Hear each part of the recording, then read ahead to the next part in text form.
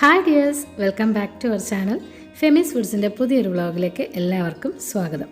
അപ്പോൾ ഇന്നത്തേത് ഒരു day in my life video ആണ് കേട്ടോ. സ്കൂളുള്ള ഒരു ദിവസത്തെ ഫുൾ ഡേ വ്ളോഗാണ് കാണിക്കുന്നത്. അതാ രാവിലെ 5 മണിക്ക് എണീറ്റിട്ടുണ്ട്, കിച്ചണിലേക്ക് കയറി. എന്നിട്ട് ഇതാ കത്തിയൊക്കെ മൂർച്ചയാക്കിയിട്ട് നമ്മൾ പണികളൊക്കെ തുടങ്ങുകയാണ്. മക്കൾക്ക് സ്കൂളുള്ളതുകൊണ്ട് തന്നെ ലഞ്ച് കൊടുത്തയക്കണം. അപ്പോൾ ഉച്ചക്കത്തേക്കുള്ള ചോറും കറികളൊക്കെ ഒരുമിച്ച് തന്നെ തയ്യാറാക്കുകയാണ് കേട്ടോ. ബ്രേക്ക്ഫാസ്റ്റിൻ്റെ കൂടെ തന്നെ അതും റെഡിയാക്കുകയാണ്.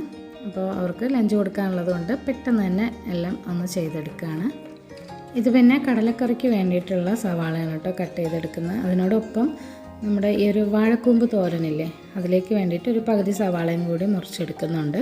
ഇന്ന് ബ്രേക്ക്ഫാസ്റ്റിന് കടലക്കറിയും ദോശയാണ് കേട്ടോ. അപ്പോൾ ദോശയുടെ ബാറ്ററൊക്കെ തലേദിവസം റെഡിയാക്കിയത് ഫ്രിഡ്ജിലിരിപ്പുണ്ട്. അപ്പോൾ കുക്കിങ്ങിനിടയിൽ ചെറിയ ചെറിയ ടിപ്സും കൂടി ഞാൻ ഈ ഒരു വീഡിയോയിൽ ഷെയർ ചെയ്യാം കേട്ടോ. നമ്മളിങ്ങനെ തേങ്ങ ഉടയ്ക്കുമ്പം ചില സമയം പല കോലത്തിലാവാറില്ലേ, അതായത് നമുക്ക് തേങ്ങ ചിരവാൻ പറ്റാത്ത രീതിയിലായി പോവാറില്ലേ. അപ്പോൾ അത് ഒഴിവാക്കാൻ വേണ്ടിയിട്ട് രണ്ടും തുല്യ അളവിൽ തന്നെ, അതായത് നല്ല നീറ്റായിട്ട് കിട്ടാൻ വേണ്ടിയിട്ട് തേങ്ങയുടെ പുറത്ത് നമ്മൾ ആ ഉടയ്ക്കുന്ന ഭാഗത്ത് ഇതുപോലെ ഒന്ന് കത്തി വെച്ച് വരഞ്ഞു കൊടുത്തിട്ട് ജസ്റ്റ് ഒന്ന് ഉടച്ച് നോക്കും. നല്ല ഈക്വൽ പാർട്സായിട്ട് വളരെ നീറ്റായിട്ട് തന്നെ നമുക്ക് തേങ്ങ ഉടഞ്ഞ് കിട്ടും. പിന്നെ നമ്മൾ പുറത്തുനിന്ന് വാങ്ങുന്ന തേങ്ങ ആയതുകൊണ്ട് ഒന്ന് കഴുകുന്നത് നല്ലതായിരിക്കും. എന്നിട്ട് ആ ഒരു നാരൊക്കെ ആ ഒരു സമയത്ത് തന്നെ നമ്മൾ എടുത്ത് കളയുക, ഇല്ലെങ്കിൽ ചിരവുമ്പോഴേക്കും അതിങ്ങനെ വീണുകൊണ്ടിരിക്കും. അപ്പോൾ എന്നിട്ട് വേറൊരു ടിപ്പാണിത്. നമ്മൾ പൊട്ടിച്ച തേങ്ങ ബാക്കിയുള്ളത് ഫ്രിഡ്ജിലേക്ക് എടുത്ത് വയ്ക്കുമ്പം ഇതുപോലൊരു പ്ലാസ്റ്റിക് കവറിലാക്കിയിട്ട് വെക്കുക. എങ്കിൽ നമ്മൾ എപ്പോൾ എടുക്കുമ്പോഴും നല്ല ഫ്രഷ് ആയിട്ടിരിക്കും. അല്ലെങ്കിൽ പുറത്ത് വെച്ച് കഴിഞ്ഞാൽ ഒരു ചീഞ്ഞ മണമൊക്കെ ഉണ്ടാവും. നമ്മൾ കവർ ചെയ്യാതെ ഫ്രിഡ്ജിൽ വെച്ച് കഴിഞ്ഞാൽ എടുക്കുന്ന സമയത്ത് നല്ല ഡ്രൈ ആയിട്ടിരിക്കും. അപ്പോൾ പിന്നെ നമുക്ക് ചിരവാനും ഭയങ്കര ബുദ്ധിമുട്ടായിരിക്കും. അപ്പോൾ അങ്ങനെ ചെയ്യാം കേട്ടോ, ഒന്ന് ചെയ്ത് നോക്കുക. അപ്പോൾ ഇനിയിപ്പോൾ വാഴക്കൂമ്പ് തോരന് റെഡി ആയിട്ടുണ്ട്. അപ്പോൾ അതിലേക്ക് തേങ്ങയും മഞ്ഞൾപ്പൊടിയും മുളക് പൊടിയൊക്കെ ഇട്ട് കൊടുത്തതാണ്. കുറച്ച് ജീരകം ഇട്ടിട്ടുണ്ട് കേട്ടോ. അപ്പോൾ അതിനിടയിൽ ചോറും റെഡിയായി വരുന്നുണ്ട്. അപ്പോൾ അതിലേക്ക് ഞാൻ തിളപ്പിച്ച വെള്ളത്തിലേക്ക് ചോറ് ഇട്ട് കൊടുത്തതാണ്. കാരണം ഞാൻ കുക്കറിലാണല്ലോ ചോറ് വയ്ക്കുന്നത്, അപ്പോൾ ഒരു പശപ്പശപ്പുണ്ടാവും. അപ്പോൾ അത് ഒഴിവാക്കാൻ വേണ്ടിയിട്ടാണ് ചൂടുവെള്ളത്തിലേക്ക് ഇട്ടിട്ടൊന്ന് വടിക്കുന്നത്. അപ്പോൾ ഈ ഒരു ബോക്സ് ഉണ്ടല്ലോ, നല്ല ഉപകാരമുള്ളൊരു ബോക്സാണ്. അപ്പോൾ നമുക്ക് വെളുത്തുള്ളി, ഇഞ്ചി, പച്ചമുളക്, കുഞ്ഞുള്ളി ഇതൊക്കെ തലേദിവസം തന്നെ റെഡിയാക്കിയിട്ട് വെച്ച് കഴിഞ്ഞാൽ നമുക്ക് സ്കൂളുള്ള ദിവസമൊക്കെ എളുപ്പമല്ലേ എടുക്കാനായിട്ട്. പാർട്ടീഷൻ ഉള്ളതുകൊണ്ട് തന്നെ നമുക്കെല്ലാം ഇട്ട് വെക്കാനും പറ്റും, ഒരുമിച്ച് എടുക്കാനും പറ്റും കേട്ടോ. അപ്പോൾ നല്ലൊരു ബോക്സാണത്. ഇനിയിപ്പോൾ കടലക്കറി റെഡിയാക്കുകയാണ്. ആ ഒരു സവാള അരിഞ്ഞതില്ലേ, അത് വെളിച്ചെണ്ണ ഒഴിച്ചിട്ട് ജസ്റ്റ് ഒന്ന് വഴറ്റിയെടുക്കാൻ കേട്ടോ. ഒന്ന് വഴന്ന് വരുമ്പോഴേക്കും അതിലേക്ക് പൊടികൾ ഇട്ട് കൊടുക്കുക. മഞ്ഞൾപ്പൊടി, മുളക് പൊടി, പിന്നെ നമ്മുടെ പെരിഞ്ജീരകപ്പൊടി, മല്ലിപ്പൊടി, പിന്നെ ഗരം മസാല, അത്രയും ചേർത്ത് കൊടുത്തിട്ടുണ്ട് കേട്ടോ. എന്നിട്ട് ലേശം പെപ്പർ പൗഡർ വേണമെങ്കിൽ ചേർക്കാം. എന്നിട്ട് ഈ ഒരു പൊടികളും ഒരു സവാളയും കൂടി മിക്സ് ചെയ്തെടുക്കുകയാണ്. ജസ്റ്റ് എല്ലാം പെട്ടെന്നാണ് കേട്ടോ ചെയ്തെടുക്കുന്നത്. ഒന്ന് വഴറ്റിയതിന് ശേഷം ആ പൊടികളുടെ പച്ചമണമൊക്കെ മാറിയതിന് ശേഷം തലേ ദിവസം തന്നെ കുതിർത്ത് വെച്ച ആ ഒരു കടല ചേർത്ത് കൊടുക്കാം. എന്നിട്ട് നമുക്ക് ഇതും ഒന്ന് വഴറ്റിയെടുക്കാം കേട്ടോ. ആ ഒരു മസാലയിലേക്കൊന്ന് മിക്സ് ചെയ്തെടുക്കണം. ഉള്ളി വഴറ്റുന്ന സമയത്ത് 5-6 അല്ലി വെളുത്തുള്ളിയും പിന്നെ ജിഞ്ചർ പേസ്റ്റും കൂടി ചേർത്തിട്ടുണ്ട്.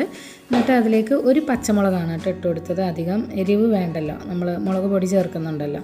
അപ്പോൾ ഇതൊന്ന് വഴറ്റിയിട്ട് അതിലേക്ക് നമുക്ക് കറിക്ക് ആവശ്യമായ വെള്ളവും കൂടി ചേർത്ത് കൊടുക്കാം.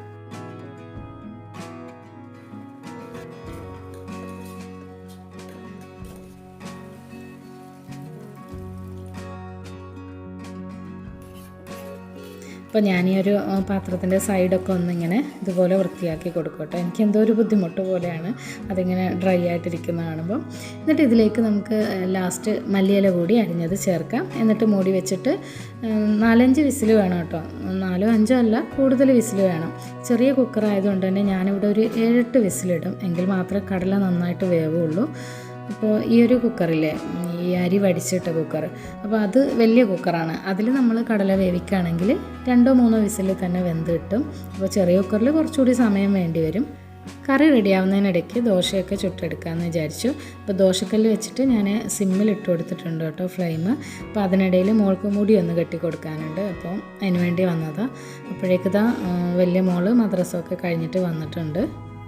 അവൾക്ക് രാവിലെയാണ് കേട്ടോ മദ്രസ. ഇപ്പോൾ സമയം ഒരു 7:30 ആയിട്ടുണ്ടാവും. മദ്രസയൊക്കെ വിട്ട് വരുന്ന ടൈമാണ്. അപ്പോൾ ചെറിയ ആളിന് മുടി ഒന്ന് കെട്ടിക്കൊടുക്കണം, ബാക്കിയൊക്കെ അവൾ തനിയെ ചെയ്തോളും.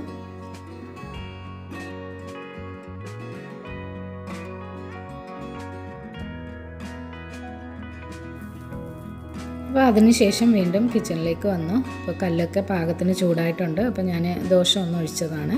അപ്പോൾ ഓരോന്നായിട്ട് ചുട്ടെടുക്കാം. അതിനിടയിൽ ഇതാ ലഞ്ചിലേക്കുള്ള കറിയും കൂടി റെഡിയാക്കുകയാണ്. മക്കൾക്ക് കൊണ്ടുപോകാനുള്ള കറിയും കൂടിയാണ് കേട്ടോ ഇത്. അപ്പോൾ ഒരു പീസ് വഴുതനങ്ങ ഉണ്ടായിരുന്നു ഫ്രിഡ്ജിൽ, അത് വെച്ചിട്ട് ഒരു അടിപൊളി ഒഴിച്ചുകറിയാണ് കേട്ടോ. നിങ്ങൾ എന്തായാലും ട്രൈ ചെയ്ത് നോക്കണം. ചോറിൻ്റെ കൂടെയൊക്കെ നല്ല കോമ്പിനേഷനാണ്. ഇതിലേക്ക് ഒരു പകുതി സവാള എടുത്തിട്ടുണ്ട്, പിന്നെ ഒരു തക്കാളി, പിന്നെ പച്ചമുളക് ഒരെണ്ണം എടുത്തിട്ടുള്ളൂ കേട്ടോ. 3 വേണമെങ്കിൽ എടുക്കാം. അപ്പോൾ മക്കൾക്ക് അധികം എരിവ് വേണ്ടല്ലോ, അതുകൊണ്ടാണ് കുറച്ചെടുത്തത്. പിന്നെ കറിവേപ്പ്, ജിഞ്ചർ ഗാർലിക് പേസ്റ്റ് ഓരോ സ്പൂൺ വീതം. അപ്പോൾ ആദ്യം നമുക്ക് വെളിച്ചെണ്ണ ഒഴിച്ചിട്ട് കടുകൊന്ന് പൊട്ടിച്ചെടുക്കണം. അപ്പോൾ ഞാൻ ആ കടുക് പൊട്ടിക്കാൻ മറന്നുകൊണ്ടാണ് സവാള ഒരു സൈഡിലേക്ക് ആക്കിയിട്ട് കടുക് പൊട്ടിച്ചത്. അപ്പോൾ ഇതിലേക്ക് എന്നിട്ട് ഈ സവാളയിലേക്ക് നമുക്ക് ജിഞ്ചർ ഗാർലിക് പേസ്റ്റ് അല്ലെങ്കിൽ ചതച്ചത് ഇട്ട് കൊടുത്തിട്ട് നന്നായിട്ട് വഴറ്റിയെടുക്കാം. നമ്മൾ വെള്ളത്തിലിട്ട് വെച്ച ആ ഒരു വഴുതനങ്ങ ഒന്ന് സ്ക്വീസ് ചെയ്തതിന് ശേഷം ഇതിലേക്ക് ചേർത്ത് കൊടുക്കുക, ആ ഒരു കറ പോകാൻ വേണ്ടിയിട്ട്. അപ്പോൾ വഴുതനങ്ങ ഇട്ടതിന് ശേഷം നമുക്ക് മഞ്ഞൾപ്പൊടി ഇട്ടിട്ട് വഴറ്റിയെടുക്കാം. ഇതിലേക്ക് അരിഞ്ഞു വെച്ചിരിക്കുന്ന തക്കാളി ചേർത്തിട്ട് വീണ്ടും വഴറ്റണം. എന്നിട്ട് 1 സ്പൂൺ മുളക് പൊടി, 1 സ്പൂൺ മല്ലിപ്പൊടി, 1/4 ടീസ്പൂൺ ഗരം മസാലയും കൂടി ചേർത്ത് ഉപ്പും ആവശ്യത്തിന് ഇട്ടതിന് ശേഷം നല്ലതുപോലെ ഒന്ന് മിക്സ് ചെയ്തിട്ട് മൂടി വെച്ച് വേവിക്കുക. 2-3 മിനിറ്റ് വഴുതനങ്ങ ഒന്ന് വെന്ത് വരുമ്പോഴേക്കും അതിലേക്ക് നമുക്ക് കറിക്ക് ആവശ്യത്തിനുള്ള വെള്ളം ചേർത്ത് കൊടുക്കാം. അതിലേക്ക് നമ്മൾ പച്ചവെള്ളമാണ് കേട്ടോ ഒഴിച്ചു കൊടുത്തത്. അപ്പോൾ അതൊന്ന് തിളച്ച് നല്ല കുറുകി വരുന്നത് വരെ നമുക്ക് മൂടി വെച്ച് വേവിച്ചെടുക്കാം. ഇതിനിടയിൽ കടലക്കറി വിസിലൊക്കെ വന്ന് വെന്ത് കിട്ടിയിട്ടുണ്ട്. കടലക്കറിക്ക് ചെറിയൊരു കട്ടി കിട്ടാൻ വേണ്ടിയിട്ട് ഞാനൊരു ടിപ്പ് കൂടി പറഞ്ഞുതരാം. ഇതിൽ നിന്ന് കുറച്ച് കടലയും കറിയും കൂടി ചേർത്ത് നമുക്ക് മിക്സിയുടെ ജാറിലിട്ടിട്ട് ഒന്ന് അരച്ചതിന് ശേഷം ഈ ഒരു കടലക്കറിയിലേക്ക് ചേർത്ത് കൊടുത്താൽ നല്ല കട്ടിയൊക്കെ കിട്ടി ഒരു കുറുകിയ രീതിയിൽ നമുക്ക് കറി കിട്ടും. കറി നല്ല ചൂടുണ്ട്, അപ്പോൾ ചൂടോടുകൂടി മിക്സിയിൽ അടിച്ചാൽ നല്ല പണി കിട്ടും, മിക്സി ചീത്തയാവുകയും ചെയ്യും. അപ്പോൾ അതുകൊണ്ട് കുറച്ച് ഐസ് വാട്ടർ ചേർത്തിട്ട് ഒന്ന് അരച്ചെടുത്തതാണ്. അപ്പോൾ തണുത്ത വെള്ളം ചേർത്തതുകൊണ്ട് ഞാൻ ഒന്നുകൂടി ഒന്ന് തിളപ്പിച്ചെടുക്കുകയാണ്. അതിനിടയിൽ നമ്മുടെ വഴുതനങ്ങ കറി ഇവിടെ റെഡി ആയിട്ടുണ്ട്. അപ്പോൾ വെള്ളമൊക്കെ ഒഴിച്ചത് നല്ലപോലെ തിളച്ചിട്ട് കറി കുറുകി വന്നിട്ടുണ്ട്. ആ ഒരു സമയത്ത് നമുക്ക് കുറച്ച് മല്ലിയില അരിഞ്ഞത് കൂടി ഇതിലേക്ക് ചേർത്ത് കൊടുക്കാം. അപ്പോൾ നല്ല ടേസ്റ്റുള്ള ഒരു കറിയാണ് കേട്ടോ. എന്തായാലും ചോറിൻ്റെ കൂടെ ഒരു പപ്പടവും പിന്നെ ഫ്രൈയോ എന്തെങ്കിലും ഉണ്ടെങ്കിൽ നല്ല ടേസ്റ്റാണ് ഈ ഒരു കറി. അപ്പോൾ നിങ്ങൾ എന്തായാലും ട്രൈ ചെയ്ത് നോക്കിയിട്ട് ഫീഡ്ബാക്ക്സ് അറിയിക്കാൻ മറക്കരുതേ. സമയം ഇപ്പം 8 മണിയായി. ഇനിയിപ്പോൾ ടിഫിൻ പാക്കിംഗ് ആണ്. കറി ചൂടാറാൻ വേണ്ടിയിട്ട് ഫാനിൻ്റെ ചുവട്ടിലോട്ട് ഞാൻ മാറ്റി വെച്ചിട്ടുണ്ട്. അതിനിടയിൽ മോളിത ബോട്ടിൽ വെള്ളമൊക്കെ നിറച്ചു. ഇന്നിപ്പോൾ മക്കൾക്ക് കൊടുത്തുവിടാൻ ഫ്രൈ ഒന്നുമില്ല, അതുകൊണ്ട് ഞാൻ മുട്ട ഒന്ന് ചിക്കിയെടുക്കുകയാണ്. അപ്പോൾ അതിലേക്ക് മഞ്ഞൾപ്പൊടിയും മുളക് പൊടിയും ലേശം പെരിഞ്ചീരകപ്പൊടിയും അല്പം ഗരം മസാലയും കൂടി ചേർത്തിട്ടുണ്ട്. അപ്പോൾ സവാളയൊക്കെ വഴറ്റിയിട്ടാണ് കേട്ടോ പൊടികൾ ഇട്ട് കൊടുത്തത്. എന്നിട്ട് മുട്ടയും കൂടി ഒന്ന് ചിക്കി പൊരിച്ചെടുക്കുകയാണ്.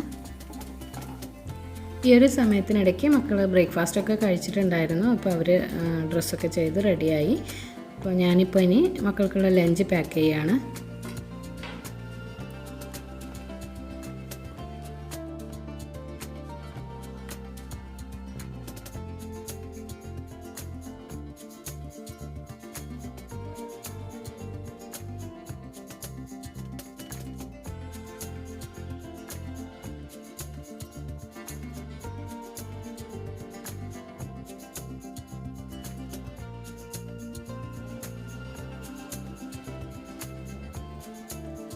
അങ്ങനെ ഇതാ ഇക്കായും മക്കളുമൊക്കെ പോയി. അപ്പോൾ അതിന് ശേഷമാണ് കേട്ടോ ഞാൻ എൻ്റെ ബ്രേക്ക്ഫാസ്റ്റ് കഴിക്കുന്നത്.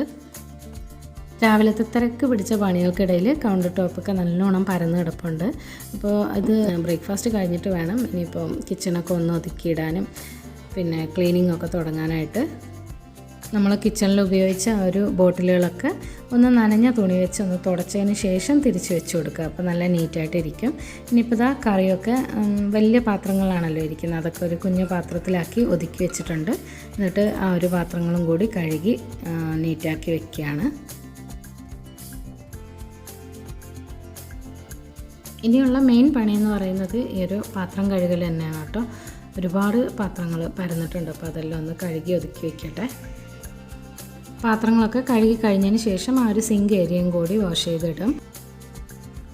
സിങ്കിന് ചുറ്റുമുള്ള ഈ ഒരു ടൈലുണ്ടല്ലോ, അതും നല്ലോണം വൃത്തികേടായിട്ടുണ്ട്. ഒന്ന് കഴുകിയെടുക്കാമെന്ന് വിചാരിക്കുകയാണ്. അപ്പോൾ ഈ ഭാഗത്തുള്ള സ്പൂണൊക്കെ ഒന്ന് മാറ്റി കൊടുത്തിട്ട് കഴുകാൻ തുടങ്ങാം, ഇല്ലെങ്കിൽ നമ്മൾ തേച്ച് തുടങ്ങുമ്പോഴേക്കും എല്ലാം താഴെ വീഴും. അപ്പോൾ ഇതാ കുറച്ച് മിസ്റ്റർ മസിലിൻ്റെ ഒരു ഫ്ലോർ ക്ലീനറുണ്ട്, അപ്പോൾ അതും പിന്നെ കുറച്ച് ഡിഷ് വാഷ് ലിക്വിഡും കുറച്ച് വിനെഗറും കൂടി ആക്കി കൊടുത്തിട്ടുണ്ട് കേട്ടോ. എന്നിട്ട് കുറച്ച് വെള്ളവും കൂടി ഒഴിച്ചിട്ടുണ്ട്. അതാണ് ഞാൻ ഈ ഒരു ഭാഗത്ത് ക്ലീൻ ചെയ്യാനായിട്ട് യൂസ് ചെയ്തത്. ആഴ്ചയിൽ ഒരു പ്രാവശ്യമെങ്കിലും ഈ ഒരു ടൈലും ഈ സിങ്കിൻ്റെ ചുറ്റുമൊക്കെ ഒന്ന് നല്ലതുപോലെ ഉരച്ച് കഴുകി കൊടുത്താൽ നല്ല നീറ്റായിട്ടുണ്ടാവും. പിന്നെ ഈ ഒരു ടാപ്പും പിന്നെ സിങ്കിൻ്റെ ഉള്ളിലുള്ള ഒരു അരിപ്പ് പോലുള്ള സാധനമില്ലേ, അതൊക്കെ നമ്മൾ ഡെയിലി തന്നെ ക്ലീൻ ചെയ്യണം, ഇല്ലെങ്കിൽ പെട്ടെന്ന് വഴുവഴുപ്പുണ്ടാവും. പിന്നെ മിസ്റ്റർ മസലിൻ്റെ ആ ഒരു ഫ്ലോർ ക്ലീനറില്ലേ, അത് നല്ല ക്ലീൻ ആവുന്നതുകൊണ്ട് ചെറിയൊരു മണവും ഉണ്ടാവും. പിന്നെ ഗ്യാസ് ടോപ്പും കൂടി ഒന്ന് വൈപ്പ് ചെയ്തിട്ട് നമ്മുടെ വിം ലിക്വിഡില്ലേ അത് കുറച്ച് ഡൈല്യൂട്ട് ചെയ്തിട്ട് അത് ഒഴിച്ചിട്ടാണ് കേട്ടോ ഗ്യാസിൻ്റെ ടോപ്പൊക്കെ തുടയ്ക്കുന്നത്. രാവിലെ തന്നെ ബ്രേക്ക്ഫാസ്റ്റും ലഞ്ചും ഒരുമിച്ച് റെഡി ആയതുകൊണ്ട് തന്നെ കിച്ചണിൽ ഇനി പണികളൊന്നുമില്ല. അപ്പോൾ കിച്ചണും കൂടി ഒന്ന് തുടച്ചിട്ടു. വീട് മൊത്തത്തിൽ നമുക്ക് ഡെയിലി തുടയ്ക്കാൻ പറ്റില്ല, എന്നാലും ആ ഒരു കിച്ചൺ ഡെയിലി തുടയ്ക്കുന്നത് നല്ലതാണ് കേട്ടോ. നമ്മൾ കുക്കിങ്ങൊക്കെ ചെയ്ത് കഴിഞ്ഞാൽ ആ ഒരു ഓയിലും കാര്യങ്ങളൊക്കെ നിലത്ത് എന്തായാലും ഉണ്ടാവുമല്ലോ. അപ്പോൾ അത് നമ്മൾ ചവിട്ടിയിട്ട് മറ്റ് റൂമുകളിലൊക്കെ കൊണ്ടുവയ്ക്കും. അപ്പോൾ അതുകൊണ്ട് തന്നെ കിച്ചൺ ഡെയിലി ഒന്ന് തുടച്ചിട്ടാൽ നല്ല നീറ്റായിട്ടുണ്ടാവും. ഇനിയിപ്പോൾ ക്ലീനിങ് പരിപാടികളൊക്കെ സ്റ്റാർട്ട് ചെയ്തിട്ടുണ്ട്. അപ്പോൾ നേരെ ബെഡ്റൂമിൽ വന്നിട്ട് ഞാൻ ഒരു ജനാലകളൊക്കെ ഒന്ന് തുറന്നിടുകയാണ്. വീടൊക്കെ ഇതുപോലെ ക്ലീൻ ചെയ്യാൻ മടിയായിരിക്കുന്നവർ ആരെങ്കിലും ഉണ്ടെങ്കിൽ ഈ ഒരു വീഡിയോ കണ്ട ഉടനെ ഒന്ന് ക്ലീൻ ചെയ്യാൻ തുടങ്ങണേ. പണികൾ ഓരോന്നായിട്ട് ഇങ്ങനെ ഡിവൈഡ് ചെയ്തിട്ടാണ് ഓരോ ദിവസവും ചെയ്യാറുള്ളത്. അപ്പോൾ ഇന്നിപ്പോൾ മാറാല അടിക്കലും ജനാല ക്ലീനിങ്ങുമാണ്. പിന്നെ എല്ലാ മുറികളിലും ഉള്ള ഫാനുകൾ മൊത്തത്തിൽ ക്ലീൻ ചെയ്യൽ, സാധനങ്ങളൊക്കെ പൊടി തട്ടൽ, അതാണ് കേട്ടോ ഇന്ന് ചെയ്യുന്നത്. മാറാല അടിക്കലൊക്കെ കഴിഞ്ഞു. ഇനിയിപ്പോൾ ജനാലകളൊക്കെ തുടച്ചെടുക്കലാണ്. ആദ്യം ഒരു ഉണങ്ങിയ തുണി കൊണ്ട് ജസ്റ്റ് ആ ഒരു പൊടിയൊന്ന് തുടച്ചെടുക്കും. എന്നിട്ട് തുണി നനച്ചിട്ടാണ് പിന്നീട് നീറ്റായിട്ട് തുടച്ചെടുക്കുന്നത്. അങ്ങനെ പൊടി തട്ടലും അടിച്ചു വാരലും ഒക്കെ കഴിഞ്ഞതിന് ശേഷം ആ ഒരു ബെഡ്റൂമിൽ ബെഡ്ഷീറ്റും കൂടി മാറ്റിയിട്ടുണ്ട്. അപ്പോൾ അതിന് മുമ്പായിട്ട് മാറ്റിയാൽ ഈ ഒരു പൊടി തട്ടുമ്പോൾ അതെല്ലാം അതിലേക്ക് വീഴും. പഴയ ബെഡ്ഷീറ്റിലായാൽ കുഴപ്പമില്ലല്ലോ, നമ്മൾ എന്തായാലും അത് വാഷ് ചെയ്യാൻ എടുക്കുകയാണല്ലോ. അപ്പോൾ ഈ ഒരു സമയം കൊണ്ട് ഇന്നിപ്പോൾ ഒരു ബാച്ച് അലക്കാൻ ഇട്ടിട്ടുണ്ട്. അപ്പോൾ അത് അലക്കി കിട്ടിയിട്ടുണ്ട്. ഇത് ഇനി നാളെയാണ് കേട്ടോ അലക്കുന്നത്. അപ്പോൾ നമ്മുടെ വീടും മുറികളും ഒക്കെ എപ്പോഴും ക്ലീൻ ആയിട്ടിരിക്കാൻ വേണ്ടിയിട്ട് നമ്മളെടുത്ത സാധനങ്ങൾ അതാത് സ്ഥാനത്ത് തിരിച്ച് വെക്കുമ്പോൾ തന്നെ ആ ഒരു റൂമൊക്കെ നല്ല നീറ്റായിട്ടുണ്ടാവും. പിന്നെ നമുക്കൊരു ക്ലീനിങ്ങിൻ്റെ ആവശ്യം വരുന്നേ ഇല്ല. അപ്പോഴേക്ക് അലക്കിയ തുണികളൊക്കെ ഞാനിതാ മുകളിലേക്ക് കൊണ്ടിട്ടിട്ടുണ്ട്. ഇനിയിപ്പോൾ എല്ലാ പണികളും കഴിഞ്ഞ് എൻ്റെ ഫ്രീ ടൈമാണ്. അപ്പോൾ ഈ ഒരു സമയത്ത് ഒരു കോഫിയൊക്കെ കുടിക്കാറാണ് പതിവ്. അപ്പോൾ ഇന്നിപ്പോൾ ഒരു നാരങ്ങ വെള്ളമാണ് കേട്ടോ കുടിക്കാൻ തോന്നിയത്. അപ്പോൾ അത് കഴിഞ്ഞിട്ട് ഞാൻ വായിക്കാനുള്ള എന്തെങ്കിലും ഉണ്ടെങ്കിൽ വായിക്കും, അല്ലെങ്കിൽ ഈ ഒരു വീഡിയോ ഒക്കെ എടുത്തത് എഡിറ്റ് ചെയ്യാൻ വേണ്ടിയിട്ടിരിക്കും. അങ്ങനെ കുറച്ച് നേരം ഇരുന്നതിന് ശേഷം വിയർപ്പൊക്കെ ഒന്ന് ആറിയിട്ട് കുളിയും നിസ്കാരമൊക്കെ കഴിഞ്ഞിട്ട് ഒക്കെ വന്നതിന് ശേഷം ഒരുമിച്ച് ലഞ്ചൊക്കെ കഴിക്കും. അപ്പോൾ ഇതൊക്കെയാണ് ഉച്ചവരെയുള്ള വിശേഷങ്ങൾ. ഇനിയിപ്പോൾ നൈറ്റ് റൊട്ടീനാണ് കാണിക്കുന്നത്. മിക്കവാറും നൈറ്റ് ഞങ്ങൾ റവ പുട്ടാണ് കേട്ടോ കഴിക്കാറുള്ളത്. അപ്പോൾ റവ കൊണ്ട് പുട്ടുണ്ടാക്കാൻ അറിയാത്തവരുണ്ടെങ്കിൽ അവർക്ക് വേണ്ടിയിട്ടാണ് കേട്ടോ ഈ വീഡിയോ ഷെയർ ചെയ്യുന്നത്. വറുത്ത റവയാണ് ഈ ഒരു പുട്ട് തയ്യാറാക്കാൻ വേണ്ടത്.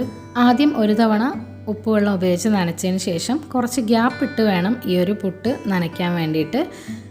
അപ്പോൾ ആദ്യം ഞാൻ ഒന്ന് നനച്ച് വെച്ചിട്ടുണ്ട്. ഇനി ഒരു 2-3 മിനിറ്റ് കഴിഞ്ഞിട്ടാണ് വീണ്ടും നനച്ച് കൊടുക്കുന്നത്. അപ്പോൾ നമ്മൾ നോക്കുമ്പോൾ വീണ്ടും ഡ്രൈ ആയതുപോലെ തോന്നും. ആ ഒരു സമയത്താണ് കേട്ടോ വീണ്ടും നനച്ച് കൊടുക്കുന്നത്. ഇതിൻ്റെ കൂടെ പ്രത്യേകിച്ച് കറിയൊന്നും വേണ്ട, മുട്ട ഓംലെറ്റാണ് കേട്ടോ കോമ്പിനേഷനായിട്ട് കഴിക്കുന്നത്. അപ്പോൾ അതാണ് ഞങ്ങൾക്ക് ഇവിടെ എല്ലാവർക്കും ഇഷ്ടം. അപ്പോൾ അതിന് വേണ്ടിയിട്ടുള്ള ഉള്ളിയൊക്കെ ഞാനൊന്ന് മുറിച്ചെടുത്തു. ആ ഒരു സമയം കൊണ്ട് ചോപ്പറിലിട്ട് ഒന്ന് ചോപ്പ് ചെയ്തെടുത്തു. അപ്പോൾ ഒരു തവണ റവ ഒന്ന് നനച്ചിട്ടേ ഉള്ളൂ. ആ ഒരു ഗ്യാപ്പിൽ ഇനി അടുത്ത തവണ നനയ്ക്കുന്നതിന് മുമ്പ് ഞാൻ കൊണ്ടുവന്ന സാധനങ്ങളൊക്കെ ഒന്ന് ഫ്രിഡ്ജിലേക്ക് എടുത്ത് വയ്ക്കുകയാണ്. അപ്പോൾ മുട്ട ഇതുപോലെ ഒന്ന് കഴുകിയിട്ട് വെക്കുന്നതാണ് കേട്ടോ നല്ലത്. അപ്പോൾ നമുക്ക് ആ ഒരു ഏതൊരു സമയത്ത് എടുത്ത് ഉടയ്ക്കുന്ന ആ ഒരു ടൈമിലും ഈ ഒരു മുട്ടത്തോട് അതിലേക്ക് വീണ് കഴിഞ്ഞാൽ നമുക്ക് ആ ഒരു ബുദ്ധിമുട്ടുണ്ടാവുമല്ലോ, അത് ഒഴിവാക്കാം. പിന്നെ ബീട്രൂട്ടൊക്കെ ഇതുപോലെ അതിൻ്റെ ആ ഒരു ലീഫ് വരുന്ന ഭാഗമില്ലേ, അതൊക്കെ ഒന്ന് കട്ട് ചെയ്ത് കളഞ്ഞതിന് ശേഷം ഫ്രിഡ്ജിൽ വെച്ച് കൊടുക്കുക. അപ്പോൾ പെട്ടെന്ന് ചീത്തയാവാതിരിക്കും. പിന്നെ മുളകൊക്കെ കുറേ ദിവസം നിൽക്കാൻ വേണ്ടിയിട്ട് ഈ ഒരു ഞെട്ടൊക്കെ കളഞ്ഞിട്ട് കഴുകുകയൊന്നും വേണ്ട കേട്ടോ, നമ്മൾ എടുക്കുന്ന ആ ഒരു സമയത്ത് കഴുകിയാൽ മതി. പിന്നെ ഇതുപോലെ അഴുകിയതൊക്കെ ഉണ്ടാവില്ലേ, അതൊക്കെ കളഞ്ഞിട്ട് വേണം വെക്കാനായിട്ട്. എങ്കിൽ ഒരുപാട് നാൾ മുളക് കേടുകൂടാതെ ഇരിക്കും. ഇനിയിപ്പോൾ പച്ചക്കറികളൊക്കെ ഒരു പ്ലാസ്റ്റിക് കവറുകളിലാക്കിയിട്ടാണ് കേട്ടോ ഫ്രിഡ്ജിലേക്ക് വെക്കാറുള്ളത്. അപ്പോൾ കവറൊക്കെ ഇങ്ങനെ വലിച്ചു വാരി നമ്മൾ ഇട്ട് കഴിഞ്ഞാൽ ഒരുപാട് സ്ഥലം വേണ്ടി വരില്ലേ. അപ്പോൾ ഇതുപോലെ ഒന്ന് മടക്കിയിട്ട് വെച്ച് കൊടുത്താൽ കുറച്ച് സ്ഥലം മതിയാവും, നല്ല നീറ്റായിട്ട് ഇരിക്കുകയും ചെയ്യും, നമുക്ക് എടുക്കാനും എളുപ്പമായിരിക്കും. കവർ എടുത്ത സമയത്ത് ജസ്റ്റ് ആ ഒരു ടിപ്പും കൂടി നിങ്ങൾക്ക് പറഞ്ഞു തന്നേ ഉള്ളൂ. ഇനിയിപ്പോൾ വെളിച്ചെണ്ണ ഞാൻ ആ ഒരു സാധാരണ നമ്മൾ ഉപയോഗിക്കുന്ന ഓയിൽ ബോട്ടിലില്ലേ അതിലേക്ക് ഒഴിച്ചു കൊടുക്കുകയാണ്. അപ്പോൾ ഇതുപോലെ നമ്മൾ ഓയിലൊക്കെ നേരത്തെ തന്നെ ഒഴിച്ചു വെച്ചാൽ നാളെയും സ്കൂളുള്ള ദിവസമാണല്ലോ, അപ്പോൾ പെട്ടെന്ന് തന്നെ ജോലികളൊക്കെ തീർക്കാൻ വേണ്ടിയിട്ട് അത് സഹായിക്കും. കുറച്ച് കാര്യങ്ങളൊക്കെ നമ്മളിതുപോലെ നേരത്തെ ചെയ്ത് വെക്കുക. കുറച്ച് പണികളൊക്കെ ഇടയിൽ ചെയ്ത് തീർന്നപ്പോഴേക്കും ആ ഒരു റവ വീണ്ടും നനയ്ക്കാൻ സമയമായി. നല്ല ഡ്രൈ ആയിട്ട് വന്നിട്ടുണ്ട്. അപ്പോൾ വീണ്ടും ഒന്നുകൂടി ഒന്ന് നനച്ചിട്ട് ഒന്ന് മിക്സ് ചെയ്തിട്ട് വെച്ച് കൊടുക്കുക. അപ്പോൾ ഇനിയും നനയ്ക്കാനുണ്ട്, ഇത് വീണ്ടും ഡ്രൈ ആവും. അങ്ങനെ ആ ഒരു ഗ്യാപ്പിൽ പുട്ടിലേക്ക് വേണ്ടിയിട്ടുള്ള തേങ്ങയും കൂടി ഒന്ന് ചിരവി എടുക്കുകയാണ്. ആ ഒരു ചിരട്ടയുടെ പൂപ്പ് നമ്മൾ പറയുക, അതുകൂടി വീഴാതിരിക്കാൻ വേണ്ടിയിട്ട് കംപ്ലീറ്റ് ആയിട്ട് ചിരവി എടുക്കാതെ ലാസ്റ്റ് കുറച്ച് ഭാഗം ഇങ്ങനെ സ്പൂൺ വെച്ചിട്ടാണ് കേട്ടോ വടിച്ചെടുക്കുന്നത്. കൗണ്ടർ ടോപ്പ് അധികം മെസ്സിയാവാതിരിക്കാൻ വേണ്ടിയിട്ട് നമ്മൾ ഓരോ പണികൾ ചെയ്യുമ്പോഴും ക്ലീനിങ്ങും കൂടി ചെയ്ത് പോകണം. ഇതിപ്പോൾ കുറച്ച് ഉള്ളിപ്പോൾ ഒന്ന് കഴുകി കട്ട് ചെയ്ത് വെക്കുകയാണ്. ഫ്രിഡ്ജിലേക്ക് വെച്ച് കൊടുത്താൽ നാളെ മക്കൾക്ക് സ്കൂളിൽ കൊണ്ടുപോകാൻ വേണ്ടിയിട്ടുള്ള തോരൻ റെഡിയാക്കാൻ വേണ്ടിയിട്ടുള്ളതാണ് കേട്ടോ. റവപ്പുട്ട് മൂന്നാമത്തെ പ്രാവശ്യമാണ് നനച്ച് കൊടുക്കുന്നത് കേട്ടോ. ഇനി നനയ്ക്കേണ്ട ആവശ്യമില്ലല്ലോ, 3 തവണയൊക്കെ നനച്ചാൽ മതി. എന്നിട്ട് തീരെ കട്ടയായി പോവാത്ത രീതിയിൽ നനയ്ക്കണം, എന്നാൽ തീരെ ഡ്രൈയും ആവരുത്. ഇനിയിപ്പോൾ 4ാമത്തെ തവണ ഞാൻ അതിലേക്ക് ഒരല്പം തേങ്ങയും കൂടെ ഇട്ട് കൊടുത്തിട്ട് ഒന്ന് മിക്സ് ചെയ്തെടുത്തിട്ടുണ്ട്. ഇനിയിപ്പോൾ നമുക്ക് പുട്ട് കുറ്റിയിലേക്ക് നിറച്ച് കൊടുക്കുക.